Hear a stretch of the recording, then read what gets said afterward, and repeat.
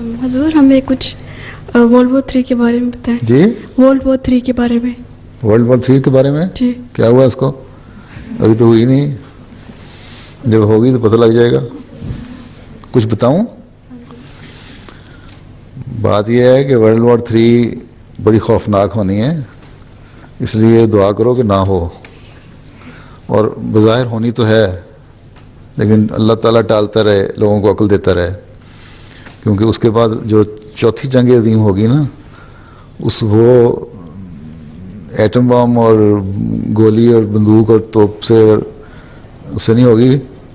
कहते हैं कि वो जो चौथी जंग अज़ीम होगी, इतनी तबाही उस थर्ड वर्ल्ड वॉर आ चुकी होगी दुनिया में कि वो फिर डंडों से लोग लड़ेंगे, अगर लड़ाई करनी होगी तो। हाँ, फिर वो अपने पिछली उम्र में चले जाएंगे। लेकिन बात यह है कि जब तक इंसाफ दुनिया में कायम नहीं होगा, एक बेचैनी, एक फ्रस्ट्रेशन किस पैदा होती रहेगी मुख्तलिफ लोगों में, गरीबों में भी। जो अमीर कौमें हैं, जो सुपर पावर्स कहलाती हैं, ये इंसाफ नहीं कर रही। देखो, जब पहली जंग अज़ीम हुई थी, फर्स्ट वर्ल्ड वॉर, उस वक्त उसके बाद उन्होंने लीग ऑफ नेशन बनाई थी, ठीक है ना? इसलिए बनाई थी ताकि दुनिया में अमन कायम रहे। लेकिन नतीजा क्या हुआ कि 39 में वो अमन तो कायम ना रख सकी, उस बेइंसाफियाँ उससे भी होती रहीं और मुल्कों को उस पर से एतबार उठ गया और दूसरी जंग अज़ीम हुई, जो 39 से लेकर 44 तक चली थी, है ना? और वही बेइंसाफियाँ अब ये लोग कर रहे हैं। देखो ना, इन्होंने बनाई UNO, तो पहला बेइंसाफ़ी ये की कि हर एक को ये कहने के बावजूद कि इक्वल राइट्स हैं, 5 जो सुपर पावर्स थी उनको वीटो पावर दे दी। और उसको वीटो पावर इस तरह दे दी कि जब 4 भी एक तरफ हैं और एक उसमें से डिसेंड करता है या उसका इनकारी होता है, तो उसको इख्तियार वो फैसला नहीं हो सकता है। और फिर ये है कि जिसकी चीज़ के लिए बनाई गई, अब दुनिया के लिए गुर्बत को ख़ात्मे के लिए हम गुर्बत को ख़त्म करेंगे। क्या गुर्बत को ख़त्म की? अफ्रीका मर रहा है, कितने को देगी? अमेरिका में बेतहाशा टनों गंदम जो है, वीट जो है, वो ख़राब होके उसको ज़ाया कर देते हैं, बजाय इसके कि गरीब मुल्कों को भेज दें जहाँ कहत पड़ा हुआ है, फाका हो रहा है।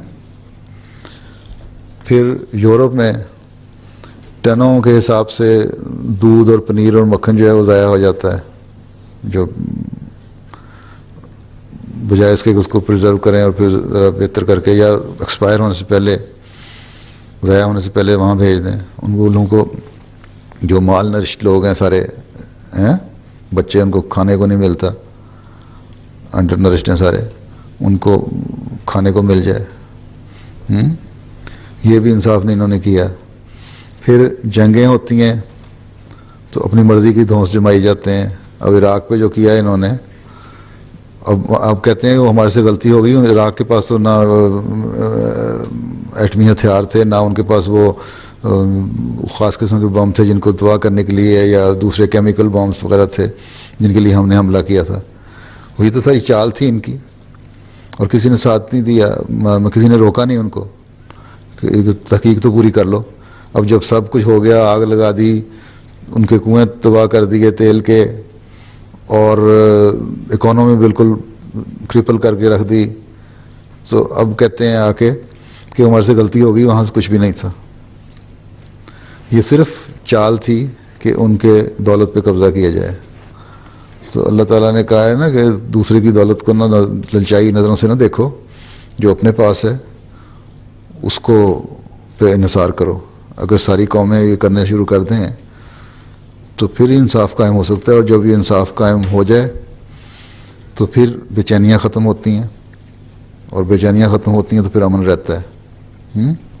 नहीं तो फसाद होगा। और ये आजकल जो सूरत हाल डेवलप हो रही है, यही हो रहा है। अब जो रिसेंट जो जैसे कहते हो तुम लोग क्रेडिट क्रंच आया है, इसमें भी इसकी वजह से ब्लॉक बनने लग गए हैं। अब पिछले दिनों इनकी कॉन्फ्रेंस हुई थी यहाँ स्विट्ज़रलैंड में किस जगह, उसमें चाइना और रशिया ने दोनों ने मिलकर अमेरिका पे इल्ज़ाम लगाया कि सारा कुछ जो हो रहा है फसाद हुआ है तुम्हारी वजह से हुआ है, ये क्रेडिट क्रंच। अब इसका मतलब आपस में कुछ लोग इकट्ठे होने शुरू हो गए ना, ब्लॉक बनते जाएंगे। अगर तुम देखो तारीख तो 29 का जो क्राइसिस आया था ना, इकोनॉमिक क्राइसिस बड़ा ख़तरनाक 1929 में, उसके 10 साल बाद 39 में जंग शुरू हो गई थी।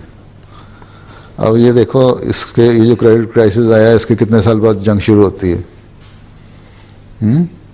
और आनी तो भाई बहुत ज़्यादा, क्योंकि हर एक मुल्क जो है, छोटा मुल्क, गरीब, अमीर, हर एक के पास एटम बम है और अकल कोई नहीं है, हैं? किसी ने भी कुछ कर दिया तो करोड़ों लाखों लोगों को मार देंगे। इसलिए हमारा काम है कि दुआ करते रहें, अल्लाह ताला फजल करे और इससे बच जाएं।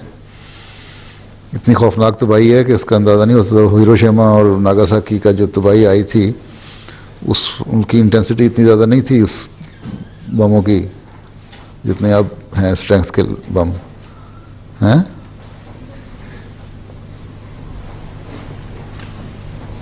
समझ आई? और मेरा ख्याल है बाद में जो पहले भी एक दफ़ा कह चुका हूँ कि अफ्रीका बच जाएगा। वो इस वक्त तो भूख से मर रहे हैं ना, तो अल्लाह ताला मेरा ख्याल है और मज़ीद उनको नहीं मारेगा। वो फिर अगर वो लोग अकल करें और ईमानदारी करें, अपने ज़राए और वसाइल को इस्तेमाल करें, तो वो एक नई सामने आने वाली क़ुव्वत होगी। हाँ, वो मैंने पीछे कहीं कहा था इसी तरह, शायद किसी को क्लास में ये कहा, तो जर्मनी से मेरे पास एक साहिब आए, जर्मन अहमदी, पाकिस्तानी नहीं, जर्मन अहमदी, कि मेरा दामाद है, वो कहते हैं कहीं उसने सुन लिया आपका कि सिर्फ अफ्रीका बचेगा बाकी दुनिया तबाह हो जाएगी। मैं कहा मैं तो ये कहा ही नहीं था। मैंने कहा अफ्रीका के इम्कानात हैं उठने के। तो वो जो आदमी उनका दामाद है वो बड़ा बिजनेसमैन है, वो कहता है कि मैं अभी अपना बिजनेस सारा अफ्रीका ले जाऊँ। तो बहरहाल देखो क्या होता है।